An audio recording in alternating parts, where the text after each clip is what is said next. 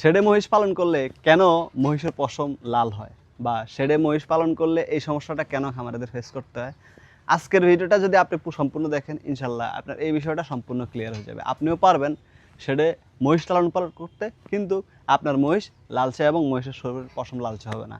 আশা করি চলেন আজকের ভিডিওটা সম্পূর্ণ দেখেন। দেখেন, আমাদের শরীরের যে পশম, এর মাধ্যম দিয়ে আমাদের যে শরীরের যে হিটটা, স্ট্রেসটা, সেটা নিরসন হয়, মানে ঘাম হয়। গবাদি পশুর এই সিগন্যালটা নাই, গরুর তো নাই, মহিষের আরও বেশি নাই, মহিষের 10 গুণ নাই। গরুর যদি এক গুণ থাকে, মহিষের 10 গুণ নাই। এবার দেখেন, এই যে মহিষটা, তার শরীরের স্ট্রাকচার প্রত্যেকটা গোড়ায়, পশমের গোড়ায় কিন্তু মনে হয় যে সূচ আছে। ভিতরের যে চামড়ার নিচে যে টিস্যু, এই টিস্যুর কারণে তাদের শরীরটা ঘামায় না। না ঘামানোর কারণে তাদের শরীরের তাপমাত্রা তারা পানির মাধ্যমে নিয়ন্ত্রণ করে। আর গরুর যদিও খুবই কম, শুধু 1%, আর মহিষের হচ্ছে 10%। তো এই না ঘামানোর কারণে মহিষ যখন হিট হয়ে যায় শরীর, তখন তারা তাদের যে ক্যালোরিটা বার্ন করে, ক্যালোরি বার্ন করার কারণে সেই লবণটা তাদের পশমকে লালচে করে দেয় যখন শেডে থাকে। যদি আপনি নিয়মিত শেডে 3 বেলা গোসল করান এবং আপনি তাদেরকে তাদের সাপ্লিমেন্টারি জিঙ্ক এবং খাবারে উচ্চ প্রোটিনশীল এবং রাফে যে প্রচুর পরিমাণের কার্বোহাইড্রেট রাখেন, তাহলে আপনার এই সমস্যাটা হবে না। দেখেন, এই মহিষগুলো এখন হাওড়ে থাকতেছে।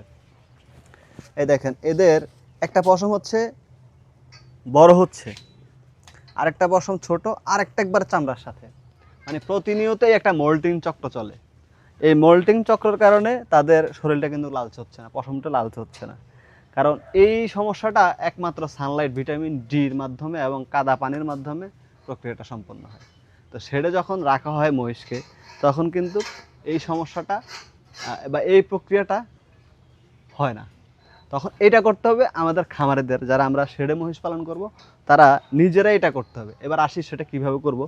মহিষের এই যে চামড়াগুলো দেখতে পারতেছেন, এই চামড়াগুলোর একটু কাঁচানো মাসুম, এই যে মহিষের যে চামড়াগুলো দেখতে পাচ্ছেন, এই চামড়াগুলোতে কিন্তু একটা পাতলা আবরণ সৃষ্টি হয়, যেটা যখন আপনি মহিষ শেডে লালন পালন করবেন, তখন এই পাতলা আবরণগুলো আপনাকে প্রতিনিয়ত ব্রাশ, খড়, গোসলের সময়, 3 বেলা গোসলের সময় আপনাকে এই জিনিসটা আপনি হাতে করতে হবে, যেটা প্রাকৃতিক ন্যাচারালভাবে মহিষ করতো কাদামাটিতে শুয়ে, বা তারা রৌদ্র থেকে ভিটামিন ডি যখন পেত প্রচুর পরিমাণে, তখন এই চামড়াগুলো শুকিয়ে অটোমেটিকলি একদম পাতলা আবরণ উড়ে পড়ে যেত, ঝরে যেত। যখন আপনি শেডে পালবেন, প্রতিবেলায় যখন আপনি ব্রাশ, গোসল করাবেন, এই সমস্যাটা হবে না। এবং খাদ্যে হাই প্রোটিন, কার্বোহাইড্রেট এগুলো রাখলে আপনার মহিষের এই সমস্যাটা হবে না।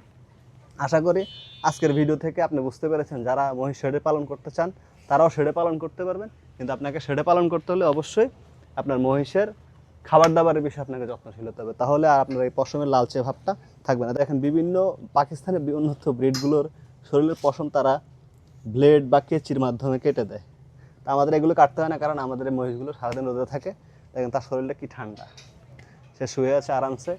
এটা একটা নীলি রাবির পুরুষ মহিষ, এখন আমাদের ব্রিডার, মেইন ব্রিডারে হচ্ছে সে ব্রিড করে। পশুর প্রতি ভালোবাসা থাকতে হবে, সেও খুব নিরাপদ ফিল করতেছে। তার ভিতরে যে আমি তাকে হাতাচ্ছি, এই ভয়টা কিন্তু তার ভিতরে নেই। দেখেন, একটু কাছে আসলে জিনিসটা সরজমিনে আমি কিন্তু আপনাদেরকে দেখাতে পারবো, একদম সূক্ষ্ম সূক্ষ্ম কিছু পশম নতুন করে উঠতেছে। এটা প্রকৃতিরই একটা দান, এটা প্রকৃতির মাধ্যমে রিসাইক্লিং হয়। যেমন আমাদের চুল উঠে, আমরা চুল কাটি, আবার সেই চুল বড় হয়, এই একটা প্রক্রিয়া, সেটা আমরা কেচির মাধ্যমে করি। এই প্রকৃতির এই ন্যাচারাল কাজটা আপনাকে শেডে থেকে মহিষকে আপনাকেই করতে হবে।